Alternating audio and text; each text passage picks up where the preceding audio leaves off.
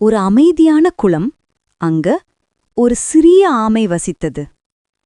ஆமை மெதுவாக நடந்தாலும் மனசு ரொம்ப நல்லது.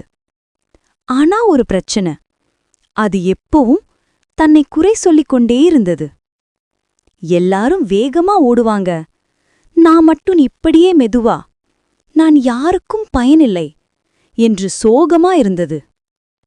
ஒரு நாள் அழகான காட்டுக்குள் அது ஒரு ஒளிரும் கல் கண்டது.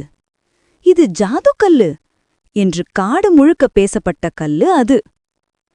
ஆமை அதை கையில் எடுத்ததும் கல் சொன்னது, ஒரே ஒரு விருப்பம் மட்டுமே, நீ என்ன வேண்டும்னு கேட்டு சொல்லு. ஆமை யோசிச்சுது, எனக்கு வேகத்தான் வேணும், எல்லாரும் போல் ஓடணும் என்று கேட்டது. அந்த ஜாதுக்கல் பிரகாசித்து ஆமைக்கு மின்னல் வேகம் வந்தது. அது காற்றைப் போல ஓடி முயலையும் மானையும் முந்தி ஓடி காட்டை சுற்றி வந்தது. ஆனா ஓவரா வேகத்தில் ஓடிக்கிட்டே இருந்ததால் குளத்தில இருந்த குருவி குழந்தைகளை கவிழ்த்தது. பெரிய மரத்தை மோதி நெளிந்தது.